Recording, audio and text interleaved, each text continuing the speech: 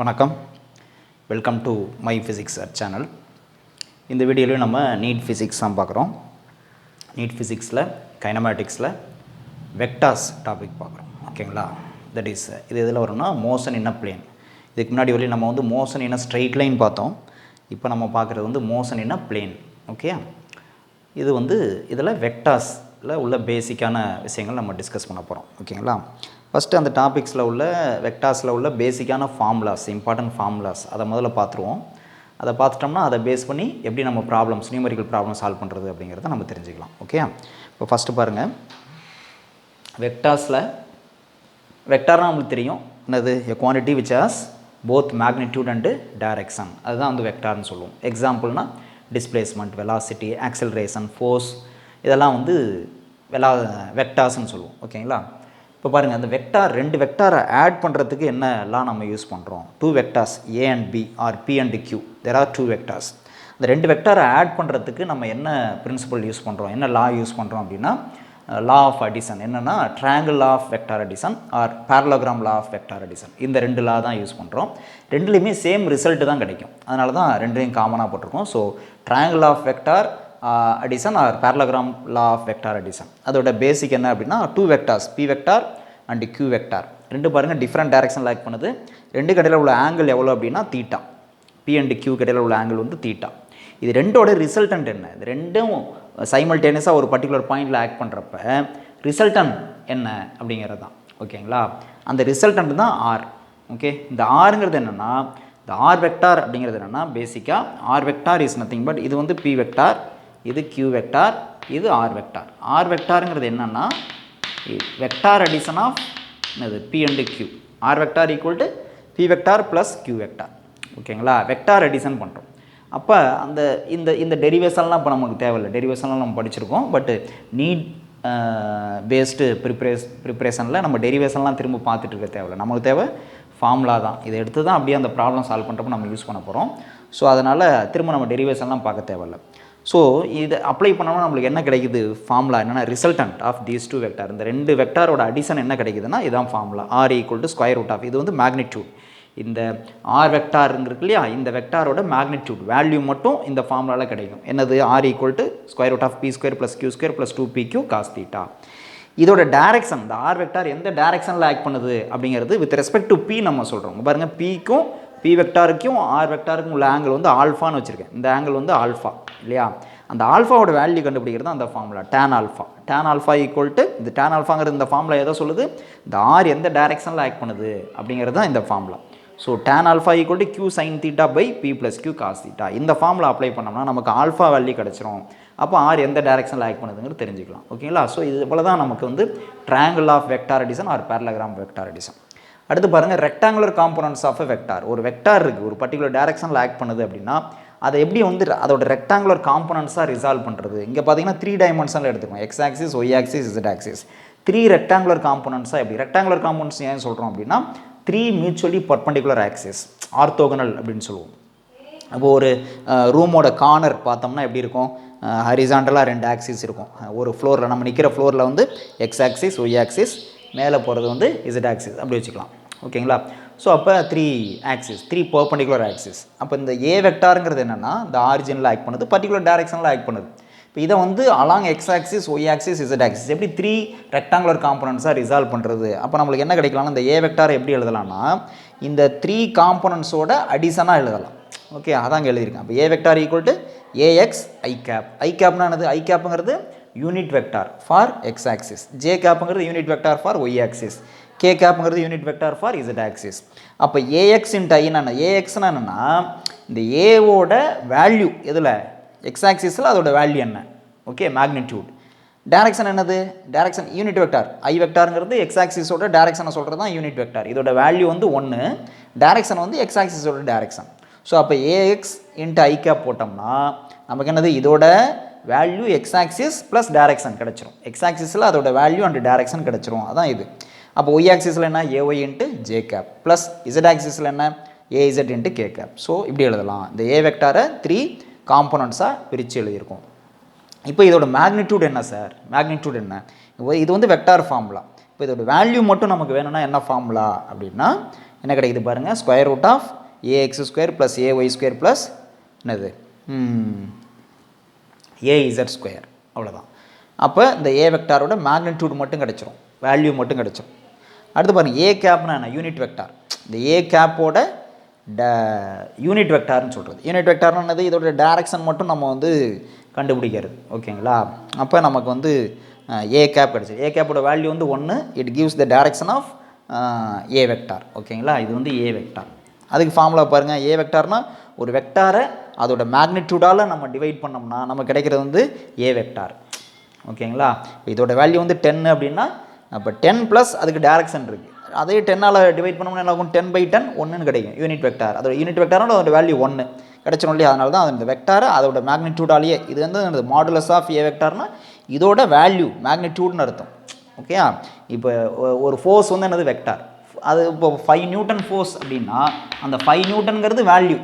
அந்த வேல்யூவால் தான் இதுக்கு மீனிங் என்னென்னா இந்த ஃபோர்ஸோட வேல்யூ 5 நியூட்டன்.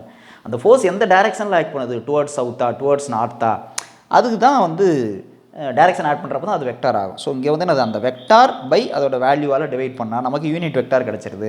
அப்போ ஏ வெக்டாருக்கு ஃபார்முலா அங்கே இருக்குது, இதை எழுதியிருக்கேன். By modulus of A vector formula அங்கே இருக்குது, இதை எழுதியிருக்கேன். அவ்வளோதான், இப்படி கிடச்சிடும். இதான் வந்து ரெசல்யூஷன் ஆஃப் வெக்டார்.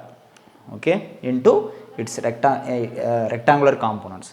இதே வந்து 2 காம்போனண்ட் தான் வேணும்னு வச்சுங்களேன். இதே வந்து இசட் ஆக்சிஸ் இல்லாமல் எக்ஸ் ஆக்சிஸ் ஒய் ஆக்சிஸ் மட்டும்தான்னா நமக்கு என்ன வரும், இந்த காம்போனண்ட் வராது, இது வராது, இதோட முடிஞ்சிடும். அதே மாதிரி இந்த மேக்னிடியூட் ஃபார்முலா என்ன ஆகும், இது வராது, இந்த பார்ட் கட் ஆயிரும், இது வரலையும் வரும். 2 காம்போனண்ட்னா எக்ஸ் ஆக்சிஸ் ஒய் ஆக்சிஸ்னா அந்த மாதிரி நம்ம மாற்றிக்கலாம். 3 டைமென்ஷன்னா இந்த ஃபார்முலா, 2 டைமென்ஷன்னா தேர்ட் பார்ட்டு கட் ஆயிரும் எல்லா இடத்துலையும். அவ்வளோதான். ஓகேயா? இதை நோட் பண்ணிங்க.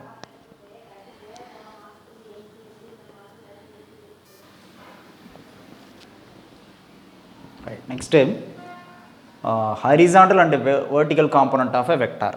இப்போ ஒரு வெக்டார் இருக்குது, ஏ வெக்டார்.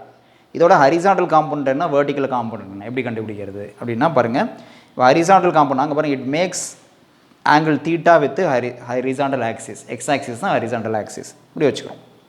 அப்போ இதோட ஹரிசாண்டல் காம்போனண்ட் என்ன வரும் அப்படின்னா, அங்கே ஏவோட ஹரிசாண்டல் காம்போனண்ட் வந்து ஏஎக்ஸ், வெர்டிக்கல் காம்போனண்ட் வந்து ஏஒய். ஏஎக்ஸோட வேல்யூ என்ன வரும்னா ஏ காஸ் தீட்டா, அது நம்மளுக்கு தெரிஞ்சது தான். இது எப்படி வரும்னா, இதுக்கு வந்து இது வந்து ஒரு ரைட் ஆங்கிள் ட்ரையாங்கிளாக எடுக்கலாம்.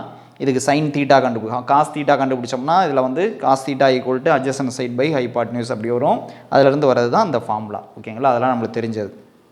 அதே மாதிரி இதுக்கு இந்த ட்ரையாங்கிளில் சைன் தீட்டா கண்டுபிடிச்சோம் அப்படின்னா நமக்கு வந்து இந்த ஃபார்முலா கிடச்சிரும், A Y equal to A sine தீட்டான்னு கிடைக்கும். ஓகேங்களா? வேறு ஒன்றும் இல்லை.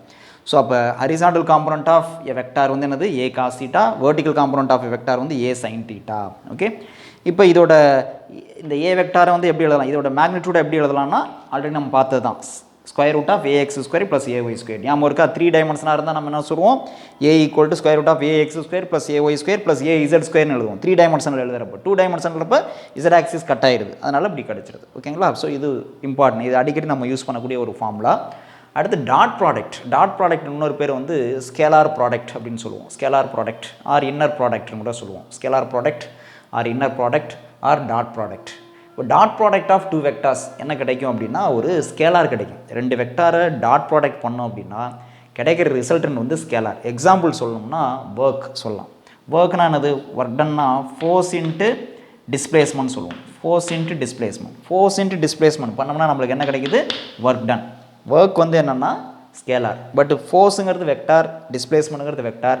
ரெண்டோட ப்ராடக்ட் வந்து நமக்கு ஒரு ஸ்கேலாராக கிடைக்குது. இது வந்து டாட் ப்ராடக்ட்டுக்கு ஒரு எக்ஸாம்பிள். Okay, right. இப்போ இங்கே டாட் ப்ராடக்ட்டோட கேரக்டரிஸ்டிக்ஸ் என்ன பேசிக்காக பார்ப்போம். A vector dot B vector, அதோட ஃபார்முலா என்ன அப்படின்னா அங்கே ஒரு modulus of A vector modulus of B vector into cos theta, இதுதான் ஃபார்முலா. ஓகே, இது என்னது, இதுதான் வேல்யூ.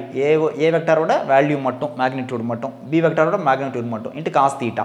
தீட்டாங்கிறது இங்கே என்னது அப்படின்னா angle between A vector and B vector. A vector வந்து ஏ வெக்டார் இந்த டைரெக்ஷனில் ஆக்ட் பண்ணலாம். ஓகேயா? ஏ வெக்டார் வந்து இந்த டைரெக்ஷனில் ஆக்ட் பண்ணலாம், பி வெக்டார் இந்த டைரெக்ஷனில் ஆக்ட் பண்ணலாம். அப்போ ரெண்டு கேண்டில் உள்ள ஆங்கிள் இருக்கு இல்லையா, அந்த ஆங்கிள் தான் அந்த தீட்டா.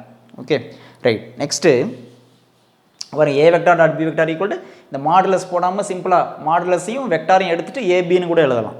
அப்படின்னா இதோட வேல்யூ மட்டும், ஏவோட வேல்யூ என்ன, பியோட வேல்யூ என்ன, அது இன்ட்டு காஸ் தீட்டா அப்படி எழுதலாம். அப்போ காஸ் தீட்டா ஈக்குவல் என்ன வரும், இதில் இருந்து நம்ம தீட்டா கண்டுபிடிச்சிக்கலாம். அதுக்காக தான் இப்போ காஸ் தீட்டா ஈக்குவல் என்ன வரும், காஸ் தீட்டா வேணும்னா இது இந்த டேர்ம் அப்படியே வச்சுட்டு இது இந்த பக்கம் கொண்டு வரும். அப்போ A vector dot B vector by என்னது ஏபின்னு எழுதினாலும் சரி, இது ஏபின்னு சிம்பிளாக எழுதினாலும் சரி, A vector modulus of A vector B வெக்டார்னு எழுதினாலும் சரி, இப்படி வந்துடும்.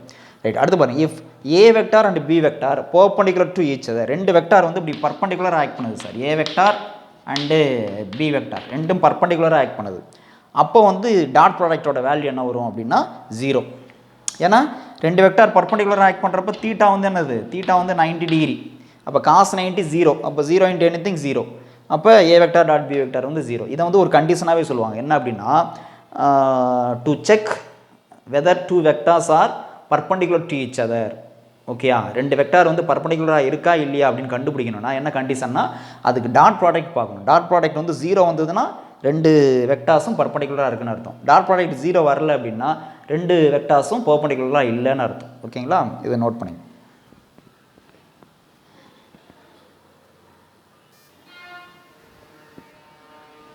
Right, next cross product. Cross product or vector product அப்படின்னு சொல்லலாம், ஆர் அவுட்டர் ப்ராடக்ட்னு சொல்லலாம். கிராஸ் ப்ராடக்ட்டுங்கிறது எங்கே வரும் அப்படின்னா, டூ வெக்டார்ஸை மல்டிப்ளை பண்ணுறப்ப நம்மளுக்கு கிடைக்கிற ரிசல்ட் வந்து ஒரு வெக்டாராக இருக்கும். எக்ஸாம்பிள் சொல்லணும்னா moment of force. Moment of force என்னென்னா, force into perpendicular distance. Force into perpendicular distance that is equal to என்னது, டார்க்னு சொல்லுவோம், ஆர் மொமெண்ட் ஆஃப் ஃபோர்ஸ்ன்னு சொல்லுவோம் இல்லையா. அதுக்கு மொமெண்ட் ஆஃப் ஃபோர்ஸுங்கிறது வெக்டார். நம்ம ஸ்கேலார் ப்ராடக்ட்டுக்கு என்ன சொன்னோம், ஆர் டாட் ப்ராடக்ட்டுக்கு என்ன சொன்னோம், ஒர்க் டன் ஃபார்முலா சொன்னோம். Work done equal to force into displacement. ஏன்னா ஒர்க் டன் வந்து ஸ்கேலார். இங்கே வந்து என்னென்னா torque or moment of force அப்படின்னா ஃபோர்ஸ் இன்ட்டு ரெண்டு வெக்டார் ப்ராடக்ட் பண்ணுறப்போ இன்னொரு வெக்டார் கிடைக்குது. அப்படி இருந்தால் அது வந்து என்னது, கிராஸ் ப்ராடக்ட். அதுதான் எக்ஸாம்பிள். சரி, இப்போ இங்கே கிராஸ் ப்ராடக்டோட ப்ராப்பர்ட்டிஸ் பாருங்கள். ஏ வெக்டார் கிராஸ் பி வெக்டார்னா ஏபி சைன் தீட்டா இன்ட்டு என் கேப். இந்த என் கேப் ஏன் போகிறோம், அங்கே என்ன பண்ணுவோம், ஏ வெக்டார் டாட் பி வெக்டார்னு ஏபி காஸ் தீட்டான்னு முடிச்சிருப்போம். இந்த என் கேப் வராது. ஏன்னா அங்கே வந்து கிடைக்கிற ரிசல்ட் வந்து ஸ்கேலார், டைரக்ஷன் கிடையாது. இங்கே வந்து வெக்டார், கிடைக்கிற ரிசல்ட் வந்து ஒரு வெக்டாருங்கிறனால அந்த வெக்டாரோட டைரக்ஷன் என்ன அதை காமிக்கிறதுக்காக ஒரு யூனிட் வெக்டார் போகிறோம். என் கேப்புங்கிறது யூனிட் வெக்டார். இதோட வேல்யூ வந்து 1. But it will give the direction of the என்னது, இந்த ப்ராடக்ட். இந்த ப்ராடக்டோட இந்த ரிசல்டன்டோட டைரக்ஷன் என்ன அப்படிங்கிறத கொடுக்கும் இந்த என் கேப். அதுக்காக தான் இதை போடுறோம். இதை போடலன்னா தப்பு. சரி, இது போடலன்னா என்ன கிடைக்கும், வெறும் மேக்னிடியூட் மட்டும் தான் கிடைக்கும். இந்த ரெண்டோட ப்ராடக்டோட வேல்யூ மட்டும் தான் கிடைக்கும். அது எந்த டைரக்ஷனில் ஆக்ட் பண்ணுதுன்னு நம்மளுக்கு தெரியாது. ஓகே, அதுக்காக தான் இந்த என் கேப். சரி, இப்போ இந்த என் கேப்போட வேல்யூ எப்படி கண்டுபிடிப்போம் அப்படின்னா, இங்கே பாருங்கள், என் கேப் மட்டும் இந்த பக்கம் வச்சுக்கோங்க, மீதி இந்த பக்கம் கொண்டு வாங்க. அப்போ என்ன, A cross B by A B sine தீட்டான்னு வந்துடும். அடுத்து சைன் தீட்டாவோட வேல்யூ எப்படி கண்டுபிடிக்கலாம், சைன் தீட்டா மட்டும் ஒரு பக்கம் வச்சுக்கோங்க, மீதி எல்லாம் இந்த பக்கம் கொண்டு வாங்க. அப்போ என்ன ஆகும், A vector cross B vector by A B. N கேப்போட வேல்யூ வந்து 1, அதனால் அது போகணுன்னு அவசியம் இல்லை. ரைட், அடுத்து இது ப்ராக்டிக்கலாக எப்படி வந்து நம்ம கண்டுபிடிக்கிறோம், ஏ வெக்டார் கிராஸ் பி வெக்டார் வந்து எப்படி ரெண்டு வெக்டாரை மல்டிப்ளை பண்ணுறது கிராஸ் ப்ராடக்ட் அப்படின்னா, இந்த டிட்டர்மினன்ட் ஃபார்முலா தான் யூஸ் பண்ணணும். ஓகேங்களா, மேட்ரிக்ஸ் ஃபார்முலா தான் யூஸ் பண்ணணும், மேட்ரிக்ஸ் மெத்தடில். வரும் I cap, J cap, K cap, இதெல்லாம் நம்மளுக்கு தெரியும். Unit vectors for X axis, Y axis, Z axis. இது வந்து என்னது, ஏஎக்ஸ், ஏவோட value X component, Y component of A, Z component of A. இது வந்து X component of B, Y component of B, Z component of B.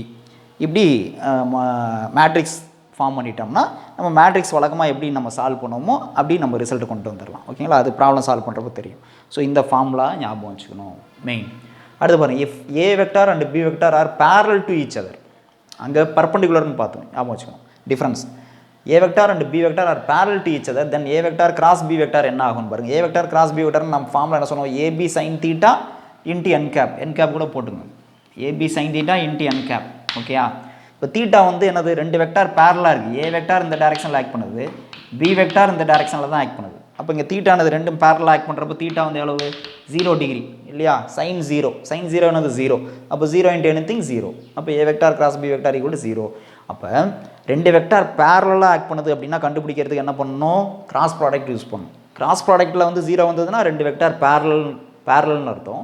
Dot ப்ராடக்ட்டில் ரெண்டு dot ப்ராடக்டோட value வந்து 0ன்னு வந்ததுன்னா ரெண்டு வெக்டார் பர்பண்டிகுலர்னு அர்த்தம். ஓகேங்களா, அந்த டிஃப்ரென்ஸ் பார்த்தோம். இவ்வளோதான். இதை பார்த்துக்கிட்டா போதும், வெக்டார்ஸில் உள்ள ப்ராப்ளம்ஸ் வந்து நம்ம சால்வ் பண்ணிடலாம். ஓகே, நெக்ஸ்ட் வீடியோவில் இந்த வெக்டார்ஸில் உள்ள நியூமெரிக்கல் ப்ராப்ளம் சால்வ் பண்ணலாம். Okay, thank you.